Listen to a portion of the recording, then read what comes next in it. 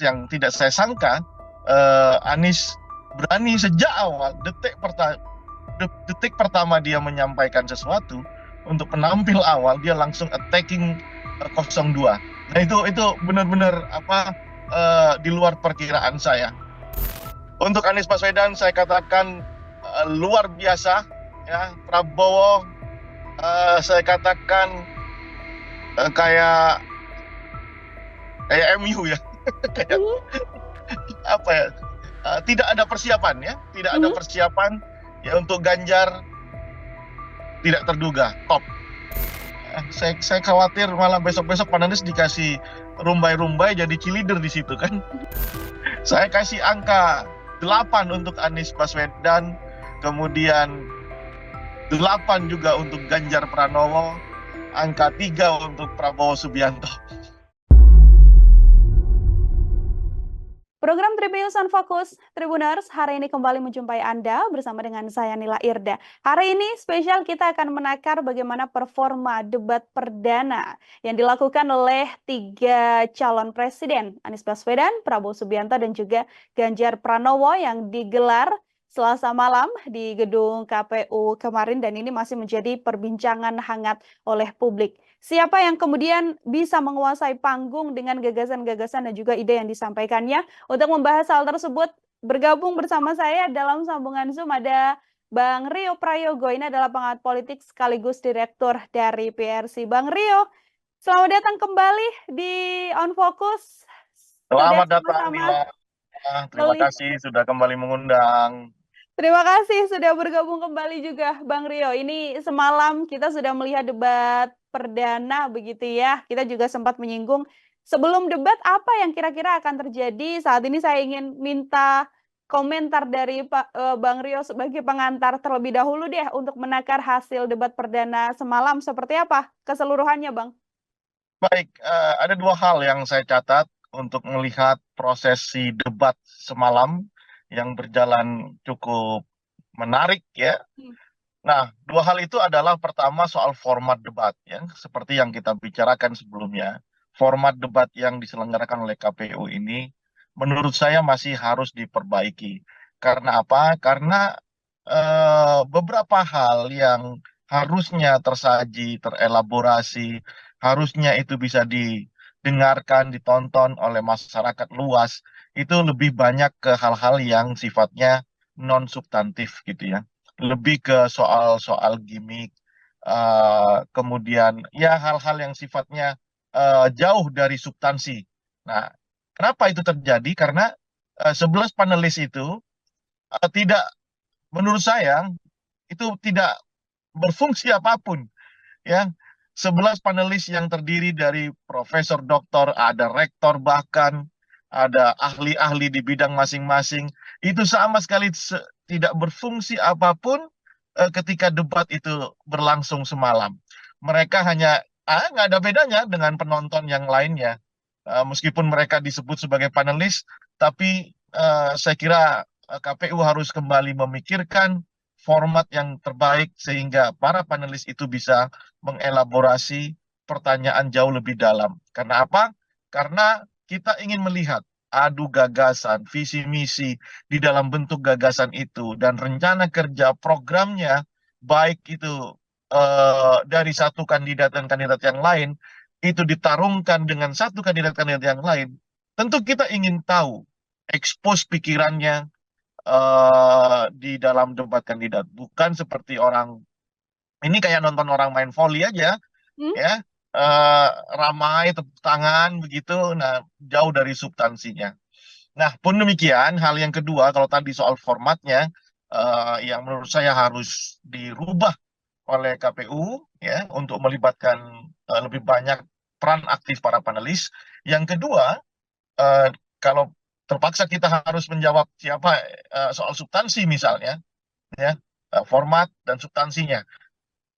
Ya, terlepas dari substansi yang tidak tersaji dengan sangat sangat baik, ya, karena akibat dari format yang seperti itu, tapi substansi yang muncul adalah terkait yang seperti kita bicarakan kemarin juga, ya, soal MK-MK, kemudian soal demokratisasi, kemudian soal hukum ya, tiga hal ini yang persis yang kita bicarakan. Sejauh yang saya melihat perdebatan kemarin lebih ke arah tiga hal itu. Dan kalau mau dikasih apresiasi tentunya ada di pasangan 01 dan pasangan 03 persis yang kita bicarakan kemarin. Hmm. Pasangan 02 kayaknya meskipun sudah 4 kali menjadi kandidat calon presiden, kayaknya tidak mempersiapkan debat kandidat ini secara matang. Yang lainnya baik itu Anies maupun Ganjar memberikan performa yang terbaik.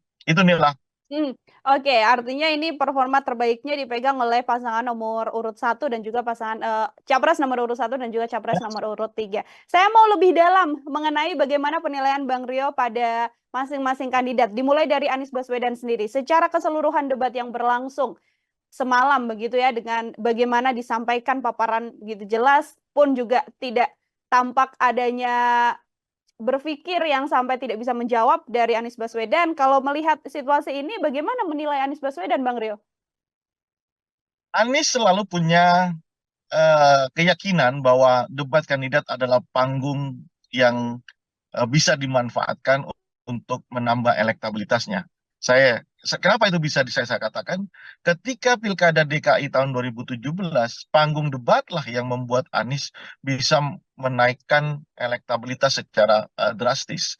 Dan ini juga menjadi keyakinan saya yakin di kubu Anies Baswedan, debat kandidat adalah instrumen utama dia untuk menaikkan elektabilitasnya, dan itu bisa dieksekusi secara bagus sekali ya.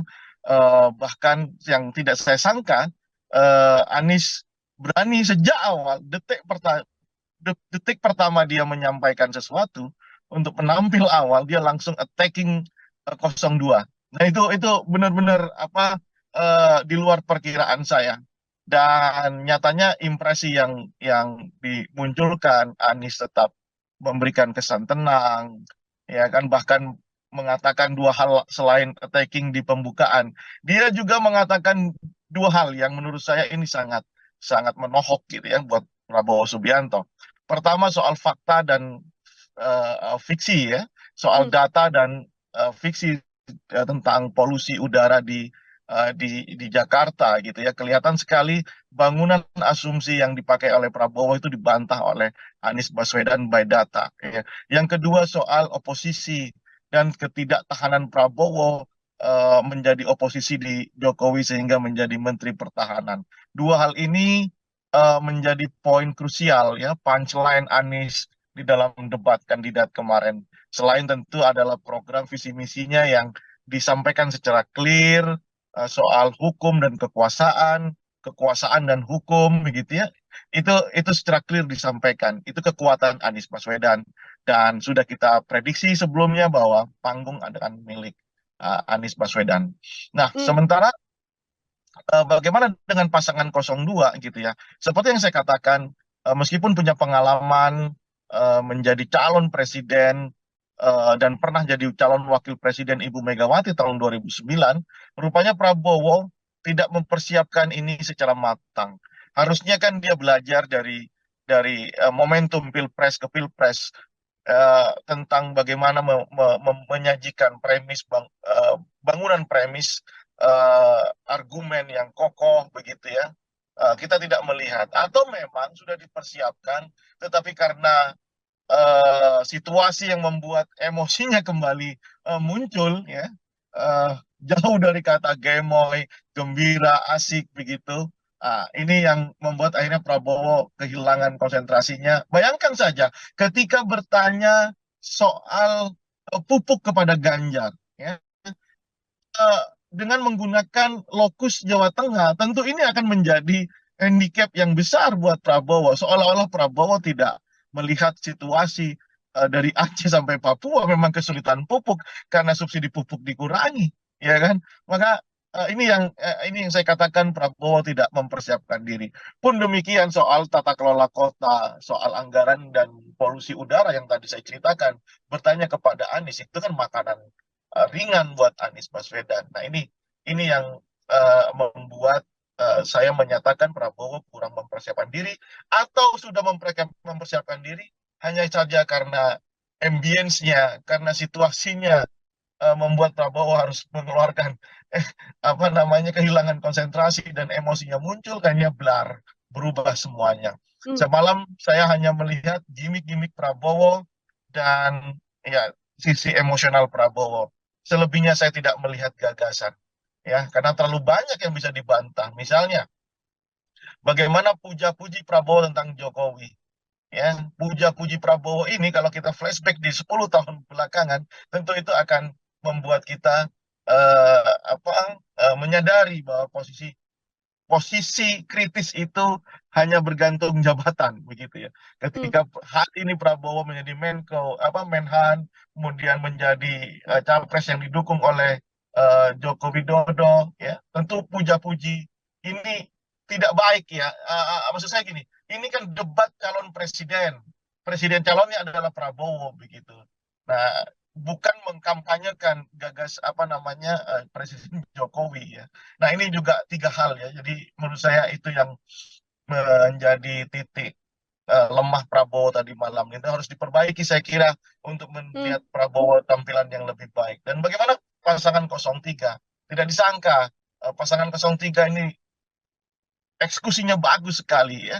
Bahkan menurut saya dari yang underdog di dalam kontestasi pileg khususnya debat ini pasangan 03 Ganjar ya bisa memberikan penampilan yang menurut saya selevel dengan Anies Baswedan tenang dengan mengekspos pikirannya, idenya, terutama sekali ada dua hal soal pemiskinan koruptor dan pertanyaannya ke Prabowo soal membantu mencari kuburan orang-orang yang hilang itu. Itu menurut saya benar-benar memberikan posisi yang tegas Hmm. Ganjar di dalam persoalan-persoalan hukum, politik, demokratisasi, HAM, ya.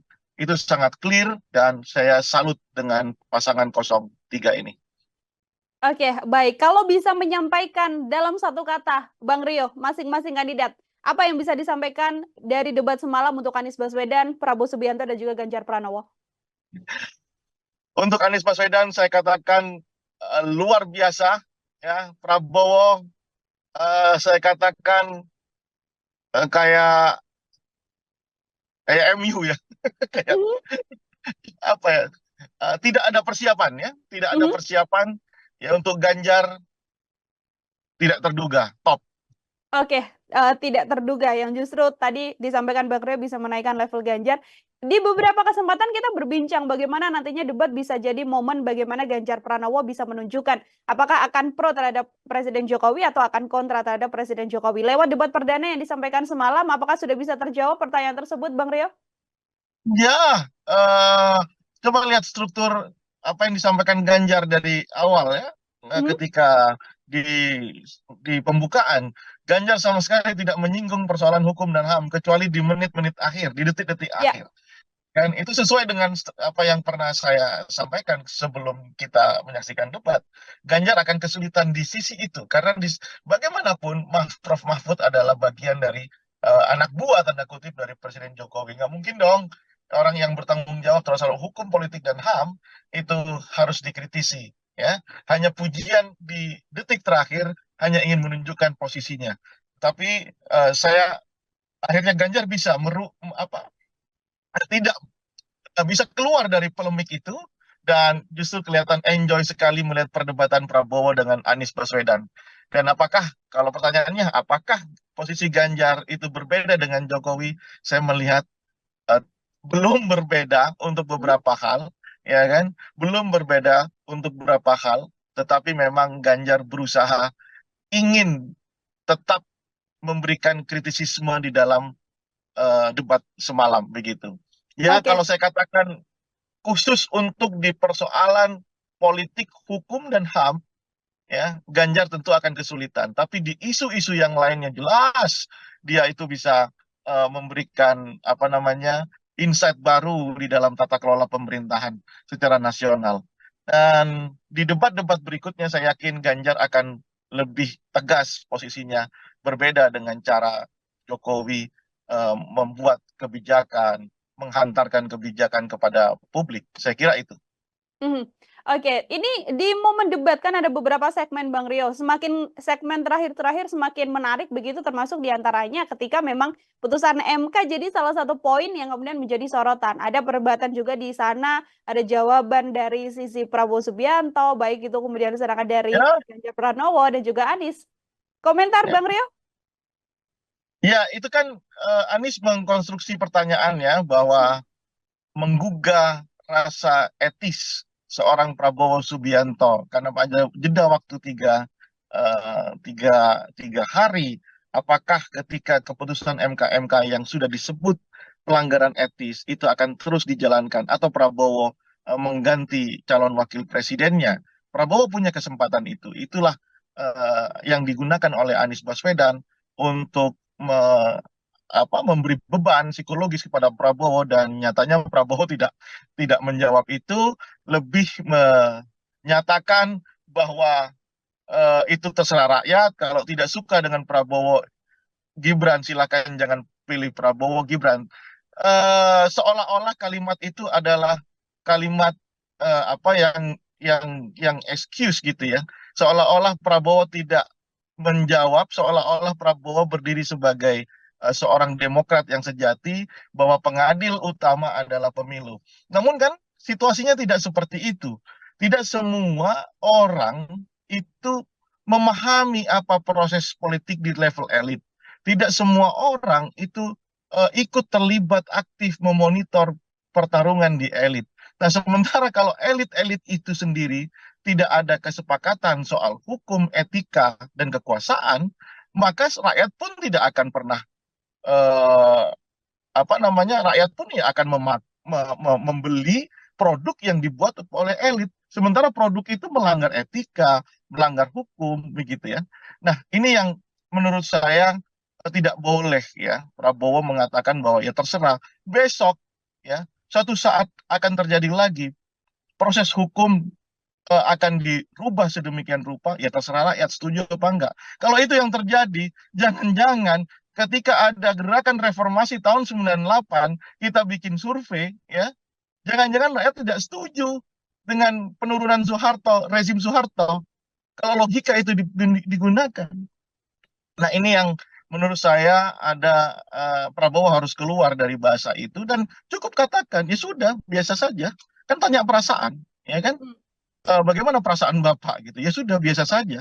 Toh memang sudah jalan kan gitu. Nah, oleh karena itu saya katakan Prabowo Subianto dalam konteks politik, hukum, HAM dan demokratisasi itu akan menjadi handicapnya ya, dan terlihat sekali memang selain tidak dipersiapkan, tentu penampilan Prabowo semalam itu flop banget, jauh dari ekspektasi.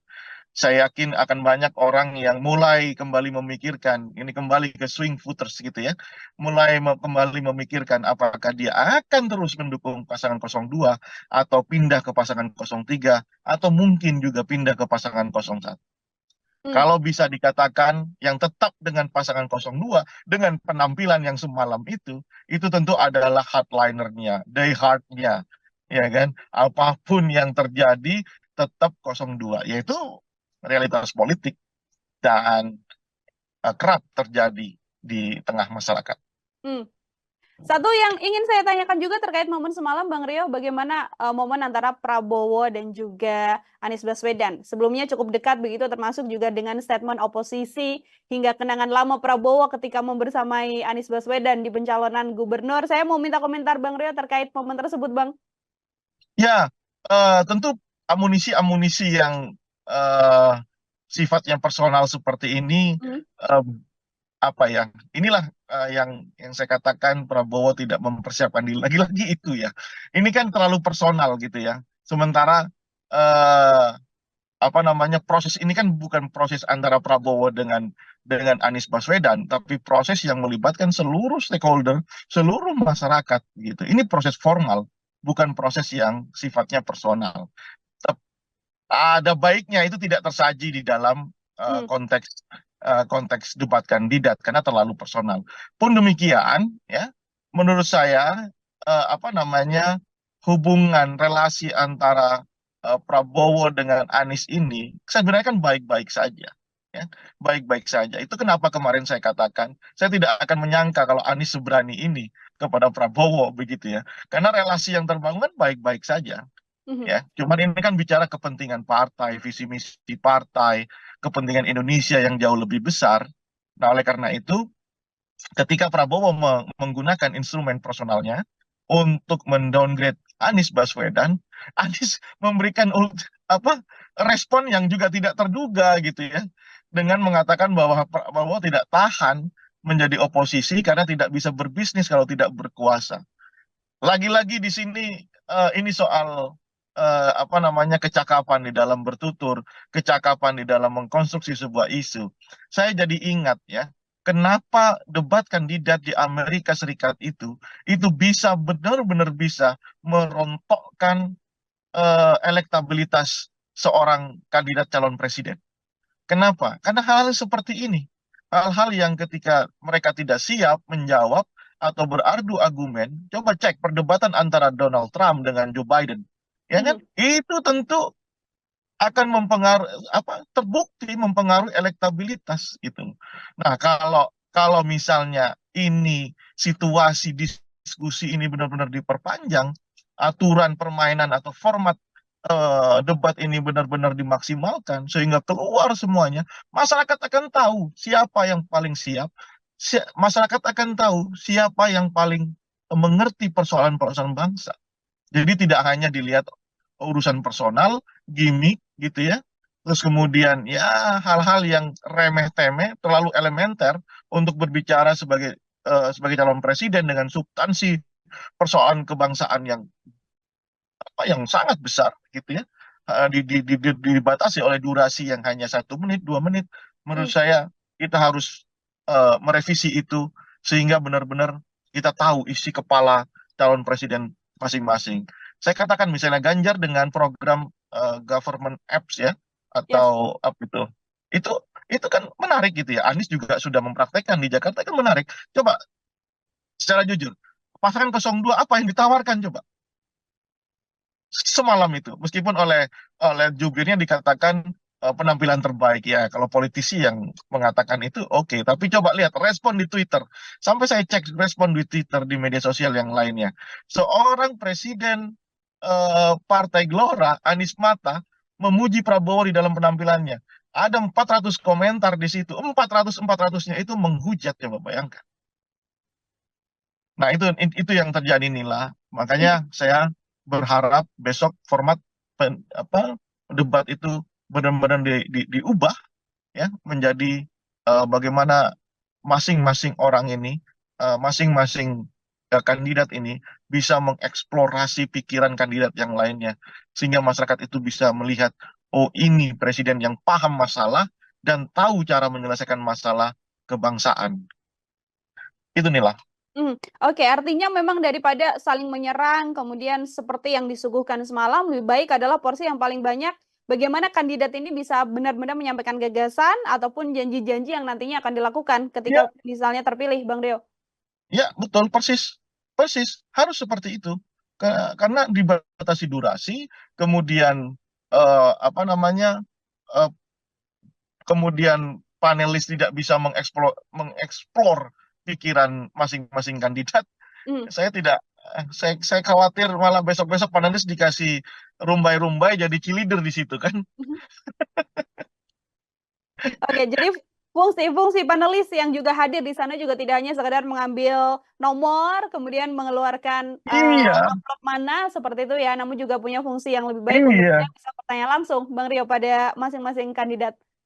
Iya, apa ya? eh saya terus terang, mungkin bisa dicek ya, apakah pendapat Mhm. saya yang seperti ini terlalu kritis atau coba segi pendapat para apa namanya pengamat yang lain ya, apakah hanya Rio Prayogo yang melihat situasi panelis semalam itu tidak menguntungkan buat eh, percaturan politik di Indonesia gitu ya. Mmm.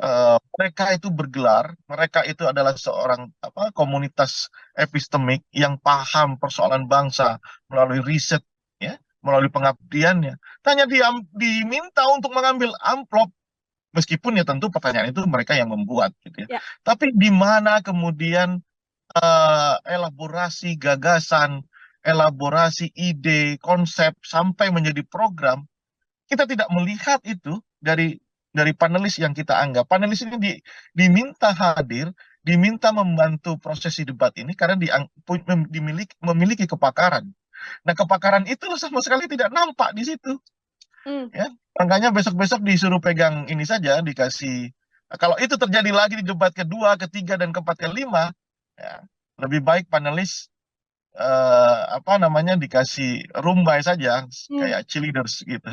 Nah, itu kritikan tajam buat KPU menurut saya. Oke, ini kalau kita melihat publik kan sebenarnya justru lebih suka ya bagaimana serangan-serangan terjadi, bisa membuat potongan-potongan yang kemudian di-up ke sosial media, Bang Rio, membuat banyak komentar lagi, kemudian diskusi di publik atau diskusi di sosial media, dan juga nantinya bisa mempengaruhi popularitas, bisa menaikkan dan juga menurunkan bagaimana swing voters untuk bisa memilih. Daripada Kalau hal tersebut, bagaimana, kita Bang? kalau kita masih berpikir di sisi itu, maka kita tidak akan pernah maju di dalam berdemokrasi. Karena tugas dari masing-masing stakeholder, baik itu capresnya, penyelenggaranya, dan masyarakatnya adalah mengedukasi.